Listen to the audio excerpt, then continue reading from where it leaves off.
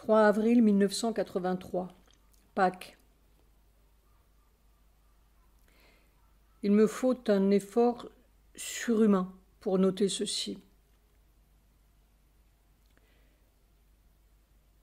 Tout de suite, l'aimantation a commencé, impérieuse, puissante, irrésistible.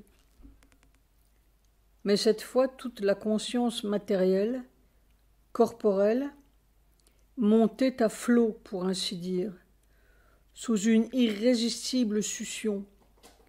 Ça sortait, montait interminablement et en abondance.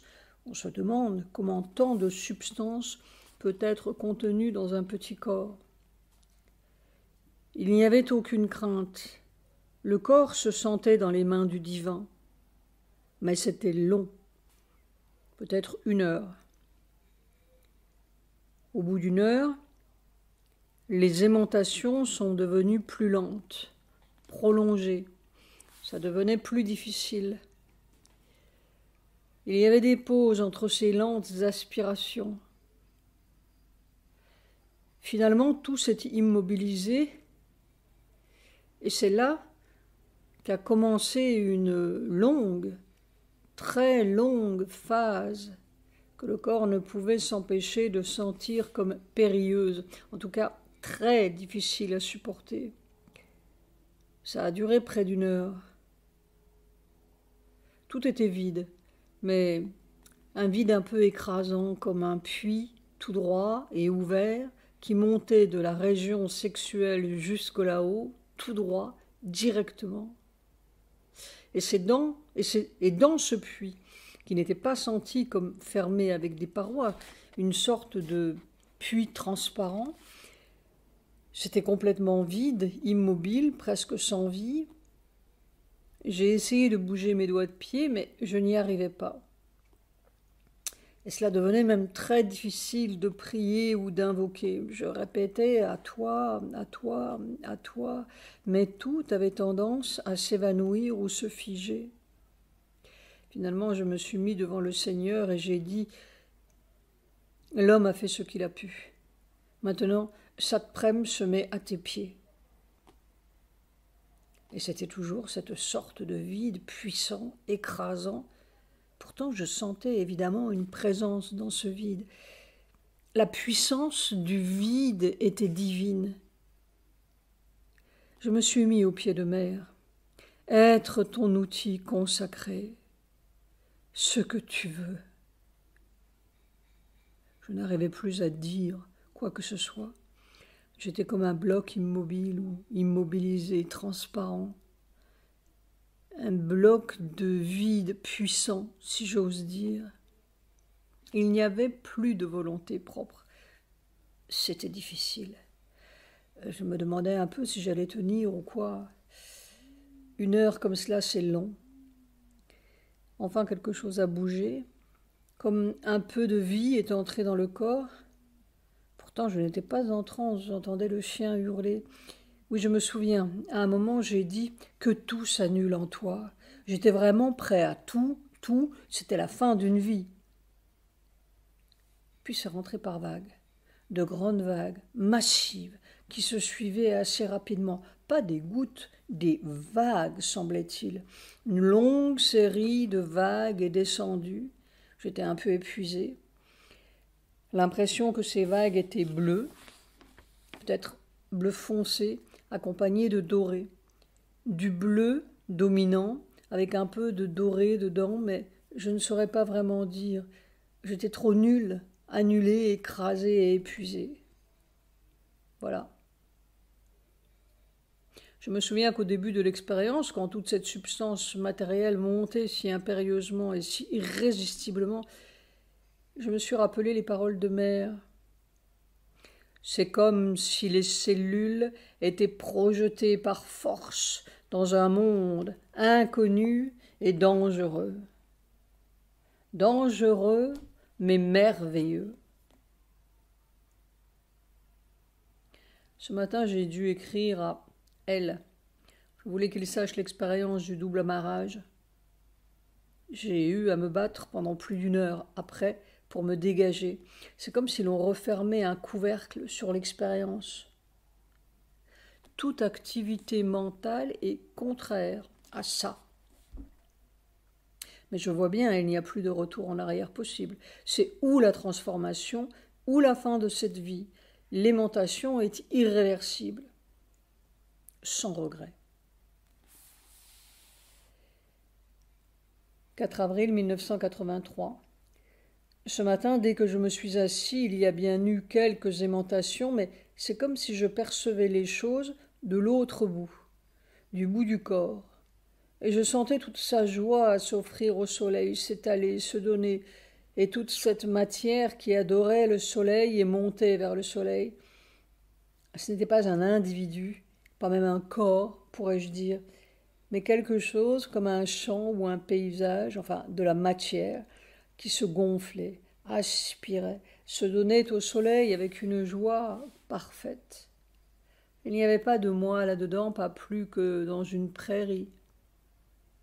Parfois il y avait une aimantation plus perceptible, mais ce n'était pas si distinct de la propre joie de la matière à monter vers le soleil comme une pousse.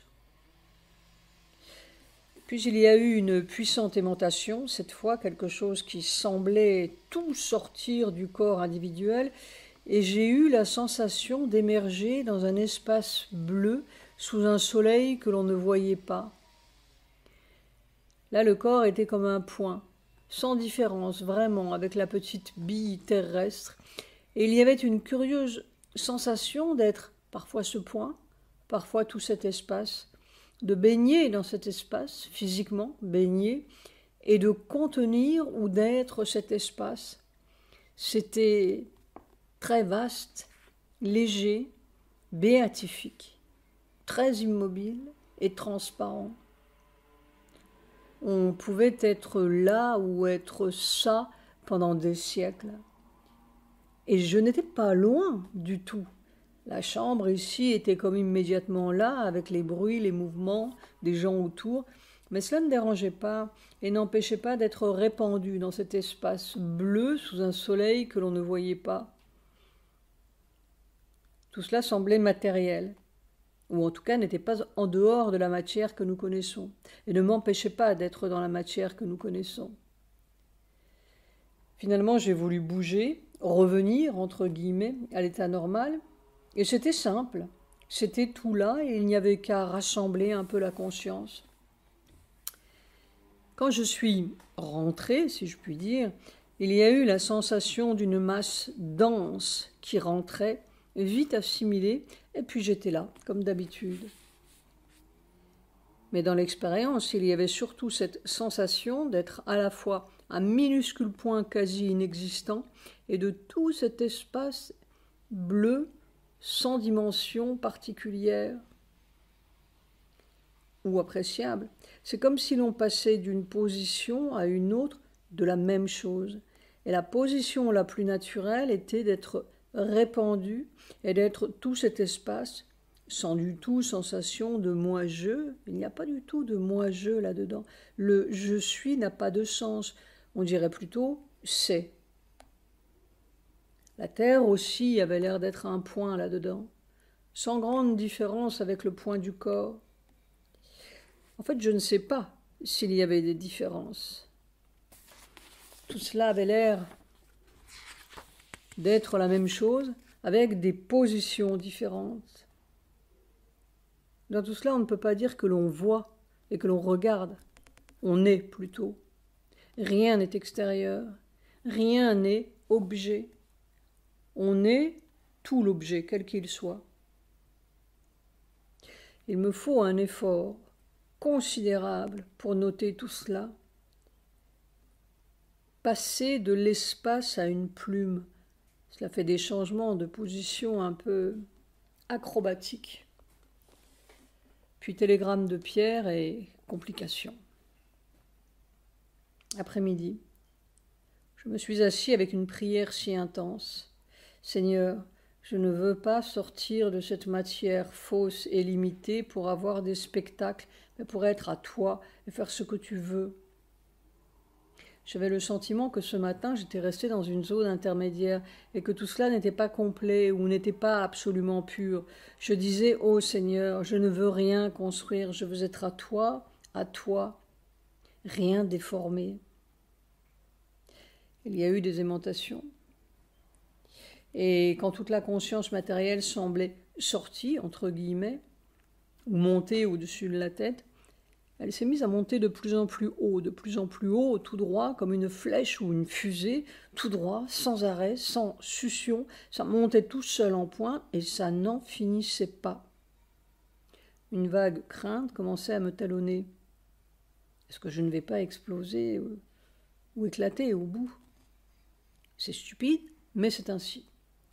Et ça continuait de plus en plus haut, lorsque finalement, cette conscience matérielle en fusée, est entré dans des couches denses, de plus en plus denses. C'était un peu écrasant et j'étais épuisée. J'ai voulu redescendre et toute cette masse dense était là, comme si elle n'arrivait pas à rentrer dans mon corps. Avec surprise, j'ai pu ouvrir les yeux. J'étais là tout de suite et ça a facilité les choses. Je regardais la photo de mère et je sentais cette masse dense et chaude autour de ma tête et de moi. Ça cherchait à rentrer doucement.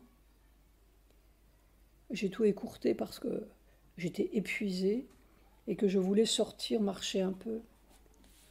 Oh Seigneur, je ne veux pas d'histoire, ni de spectacle, ni de vision mirifique. Je veux être à toi purement, simplement, absolument, et faire ce que tu veux. C'est tout, à toi. Je sens encore cette masse dense autour de moi. Je vais marcher. Soir. Le seul salut, c'est de ne vouloir que l'expérience suprême, rien d'autre, aucun théâtre intermédiaire, ça, pur. 5 avril 1983. Ce matin, après la période d'aimantation et montée là-haut vers un soleil que on ne voyait pas, j'ai pu clairement analyser ou observer la redescente. Et c'était tout à fait comme je l'avais déjà éprouvé et décrit. Des gouttes, de formidables gouttes de puissance un peu dorée, qui descendaient, englobaient tout le corps. Puis lentement, on sentait que ces gouttes étaient absorbées par le corps et se résorbaient dans le corps.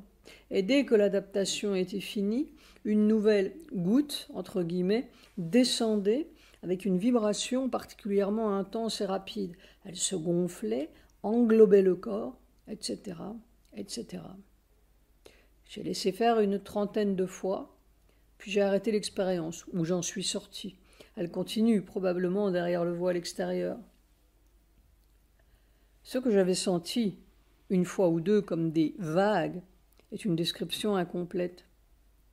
On sent bien en effet la vague de cette goutte formidable qui descend, mais cette vague se condense, si je puis dire, s'arrondit en goutte et englobe le corps, et ainsi de suite.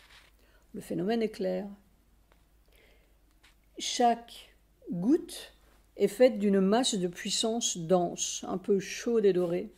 On dirait que ça se résorbe, entre guillemets, par tous les pores du corps. C'est une interprétation, mais la goutte se résorbe de partout à la fois, pas par un orifice unique.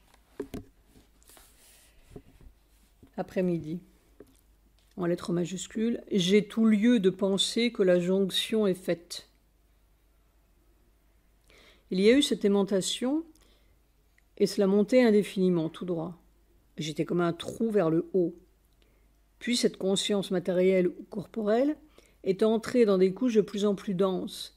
Cela progressait de plus en plus lentement et difficilement. Il n'y avait même plus de prière ou d'invocation, c'était le corps qui était la prière. Je me disais, enfin, une sensation, que ça allait peut-être basculer là-haut et qu'on allait entrer dans... Et alors, il n'y a pas eu de bascule du tout, pas d'éclatement du tout. C'était comme si subitement, sans qu'on comprenne comment, au bout de ces couches de plus en plus denses, c'était tout là. Tout d'un coup, c'était là, physiquement, là, tout autour de moi, sans qu'il y ait de montée ni de descente. Subitement, il n'y avait plus d'en haut, il n'y avait seulement là, physiquement là, autour de moi. Tout le corps était immobilisé et une masse dense, formidablement dense et presque chaude de sensations, s'est mise à entrer dans la tête, pas brutalement, assez progressivement. J'avais la tête comme une boule, comme si c'était tout gonflé et plein à craquer. Tout le corps était plein, comme s'il n'y avait pas 1 millimètre de vide là-dedans, pas un interstice. Tout était comme raide ou solidifié. C'est entré dans la tête, pas d'en haut, mais de tout autour partout. C'est là que l'infiltration a duré le plus longtemps et était la plus lente. Il n'y avait pas de peur. On avait un peu l'impression d'une chaudière et c'était seulement supportable dans une totale immobilité ou transparence. D'ailleurs, la tête était comme très grosse, enflée. Puis lentement, ça s'est infiltré dans la poitrine, le cœur, le ventre, le sexe. Une très lente infiltration. On dirait que ça attendait que chaque point soit saturé, et jusqu'à saturation complète. Le tout a duré presque 3 heures. Tout le temps, j'étais parfaitement conscient du monde physique. Si j'avais voulu, j'aurais pu subir tout cela les yeux ouverts. C'était là. À la fin, je suis devenue, ou le corps est devenu comme un rocher, mais gros. La forme semblait disparue là-dedans. Et j'avais la sensation que c'était Sri Aurobindo à la place de ce corps. J'ai prié pour être à toi totalement, purement, simplement, et que la terre change, que la terre devienne divine. Tout cela était très simple, très smooth, avec simplement la sensation d'être gonflé comme un ballon et solidifié. Mais l'étonnant, c'était subitement ce tout-là. Ça montait, et puis on ne sait comment, c'était tout là, physiquement là. Plus de haut, plus de bas, plus de montée, plus de descente, on y était, et ça s'infiltrait de toutes parts. Probablement cela veut dire que la conscience supramentale et la conscience matérielle, physique, étaient jointes, sur le même plan, si je puis dire. C'était là. Voilà. Oui, c'est un double amarrage. On ne quitte pas la terre pour toucher le supramental. 6 avril 1983. Maintenant, à peine suis-je assis ou tranquille, je sens le pouvoir qui va directement au centre physique sexuel, comme si c'était ouvert du haut en bas, sans obstruction. Ce centre physique ou sexuel semble être l'une des principales bases du travail. Si je regarde la courbe des 10 derniers mois, je pourrais dire ceci. D'abord, l'éveil de l'aspiration dans la conscience matérielle, c'est la clé. Le besoin conduit à la rivière. Puis, sous l'effet de cette aspiration, la descente du pouvoir supramental et de ce délice, ça c'est la grâce pure, qui à eux deux travaillent et triturent toute la conscience matérielle, élargissent et font des trous dans le filet de la conscience physique, habituent le corps à supporter des densités grandissantes.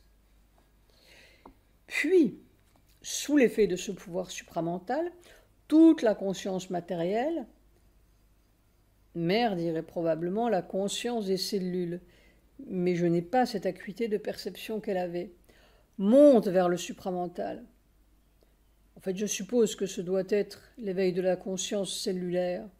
Note de bas de page, je me souviens de ce jour où je sentais d'innombrables particules qui montaient subitement. Et finalement, le supramental descend, entre guillemets, où la conscience matérielle entre dans le supramental. C'est-à-dire que la jonction du plan supramental et du plan matériel est faite. C'est-à-dire que maintenant, ce doit être un travail direct du supramental dans et sur la matière. En fait, ma découverte, si j'ose dire, C'est cette conscience matérielle, corporelle, qui monte chercher le supramental. Oui, vraiment, c'est le corps qui monte au ciel. Et dès qu'il a touché le supramental, tout est là. Alors ça, c'est encore une sorte de mystère. On pourrait peut-être dire, mais je ne sais pas si la comparaison est valable, dès que le premier amphibien a réussi à traverser les couches de son bocal aquatique et à toucher l'air libre, tout est là. Ce n'était pas au ciel. La terre était là, physiquement, là, de l'autre côté du bocal. Cette montée, c'est la traversée du bocal. Entre guillemets, 3 points d'interrogation. Le supramental a toujours été là, mais de l'autre côté du filet ou de la croûte de la conscience physique humaine. Mais évidemment, c'est le corps du poisson qui doit sortir du bocal. Ce n'est pas sa pensée de poisson, s'il en a une. Avec la pensée, on sort seulement dans sa propre tête. Il y a une logique dans tout cela. Maintenant, reste à se construire de nouveaux poumons. Ce matin, je me suis assis et ce pouvoir était immédiatement là, comme englobant le corps et s'infiltrant lentement de partout à la fois, avec cette espèce de vibration très intense et très rapide, comme un diapason. Je crois que j'ai la clé. Gloire à toi, Seigneur, gloire à toi, Seigneur, gloire à toi, Seigneur, gloire à toi, Seigneur, car cet air libre, c'est toi. N'importe quel homme sincère et un peu assoiffé de vérité doit pouvoir faire l'expérience. J'aurais envie de dire, fin de la première partie. Je vois Voltaire devant l'éprouvette, ôtant sa perruque, se grattant le crâne. Il va falloir annoncer ça au pape avec précaution. Après-midi. Tout est devenu si simple et merveilleux. Il suffit de se laisser infiltrer. Oui, on dirait que c'est une formidable goutte qui enveloppe le corps et ça s'infiltre de partout autour. On a une sensation dorée et cela semble surtout envahir toute la région entre la tête et le centre sexuel. On ne sent pas que ça aille plus bas. Et peu à peu, cette goutte ou cette rondeur de conscience et de puissance s'est densifiée, comme si le corps n'avait pas de limite ou pas d'autre limite que cette rondeur. Oh, de l'amour, c'était vraiment baigné dans le divin, mais baigné concrètement. Et le corps, ou toute cette rondeur de corps, avait envie de s'agenouiller et de se prosterner devant cette merveille et de dire sa gratitude. C'était une aise, une joie, une béatitude du corps, comme s'il avait lutté, peiné, s'était battu sous les menaces pendant des millions d'années, et puis tout d'un coup, c'était l'aise. Il entrait dans son vrai élément avec une gratitude, une adoration, une extase.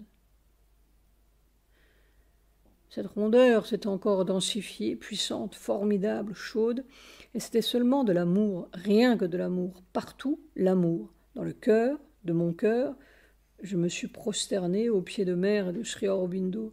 Je baignais dans ça, mais plus concrètement que dans la mer. C'était un bain, dedans, dehors, partout. On était ce bain par toutes les fibres et les cellules de son corps. On ne peut pas dire. C'est inimaginable. Si c'est ça, la vie nouvelle, alors, oh Seigneur, mon corps ne cessait de répéter ce « Oh Seigneur » comme dans un saisissement d'émerveillement à ne pas croire. Ce n'est pas seulement un pouvoir ou une conscience, c'est de l'amour pur. J'étais pris là-dedans comme une abeille dans une coulée de miel. Et en même temps, j'étais, le corps, tout ce miel, et conscient de tout ce miel, et touchant, goûtant tout ce miel par les innombrables fibres de mon être. Oui, c'est pour ça qu'il y a eu un monde, qu'il y a eu une évolution, pour que cette matière puisse un jour s'agenouiller et crier l'adoration. Gloire à toi, Seigneur, gloire à toi, Seigneur, gloire à toi, Mère. C'est pour ça, c'est le but même, quoi d'autre? 1 heure et demie a passé comme quelques minutes. Et c'est directement là. L'univers est une goutte d'amour. Soir. Je m'assois auprès du feu avec mon cigare et une goutte de rubis, et instantanément, cette vibration si particulière et cette densité de puissance sont là, autour de moi. Cet observateur mental dérange beaucoup. Il n'a pas cessé de me déranger depuis des mois, mais je me demande s'il n'a pas pour tâche vraiment de noter cela au lieu de laisser disparaître toute cette expérience et ce processus comme un nuage. Après tout, il faudra que d'autres hommes suivent le processus, même s'ils mettent d'autres mots dessus. L'espèce nouvelle ne va pas se faire avec un seul homme. Et en même temps, je suis épuisée. 7 avril 1983. J'étais une espèce de nullité pétrie par le pouvoir, comme s'il n'y avait plus du tout de personne, seulement de la matière totalement consentante et donnée. Et il n'y avait qu'à se laisser faire absolument comme un enfant qui ne sait rien, ne peut rien, ne comprend rien. C'était un pétrissage impérieux. Le pouvoir semblait entrer de partout à la fois, sans montée ni descente spéciale. Ça devenait de plus en plus dense, presque écrasant. Finalement, j'étais, point d'interrogation, comme un bloc de cristal bleu foncé, mais pas un bloc séparé et distinct du milieu, comme si ce bloc était à la fois un certain ensemble de matière, apparemment moi, et en même temps toute la matière autour. Je ne sais pas comment dire, il n'y avait pas de frontière de moi et d'autre chose. C'était tout un cristal bleu foncé, solide, immobile. Puis là-dedans, il s'est mis à y avoir comme des coulées de quelque chose plus dense encore, qui donnait une sensation dorée, mais alors une densité un peu formidable. Mais c'était supportable, le corps semblait n'avoir pas de frontières ou de parois solides. Au bout de chaque coulée, au sein de ce cristal bleu foncé, il y avait une longue pause, puis ça recommençait. Et au début de chaque coulée, il y avait cette vibration si particulière, comme un diapason puissant. Puis cette coulée traversait le cristal et lentement, lentement se résorbait. En fait, c'est tout à fait l'expérience comme je l'ai décrite il y a quelque temps. Ce sont d'énormes gouttes, chacune annoncée par cette vibration particulière, qui envahissent et englobent tout l'être, puis lentement, lentement se résorbent. La coulée, c'est la sensation de ces gouttes formidables qui envahissent tout l'être. Et c'est lentement absorbé. Puis ça recommence avec une nouvelle vibration, comme un diapason. Et ça continue avec une sorte de régularité de pendule, presque automatiquement, pourrait-on dire, jusqu'à ce que chaque goutte ou chaque coulée soit absorbée complètement dans cette espèce de cristal bleu foncé. Et ça recommence. J'ai arrêté l'expérience parce qu'il était tard et que je voulais sortir. Aucune difficulté à sortir de l'expérience, c'était tout là. Et une sorte d'impression que ça continue derrière le voile extérieur. Quand je dis couler ou goutte, ce n'est pas quelque chose qui passe à travers puis s'en va, non, c'est absorbé. Chaque goutte ou chaque coulée est absorbée par ce cristal ou le corps, je suppose. Et c'était surtout la sensation qu'il n'y avait pas de personne là-dedans, pas d'individu. C'était de la matière totalement donnée, offerte, abandonnée entre les mains du Seigneur, sans sentiment, sans volonté, rien. C'était donné. Le seul acte connu de cette matière était de se donner totalement comme un enfant. Peut-être que chaque goutte emplit mon sac d'une nouvelle petite bille. Au bout, il y aura un nouvel être.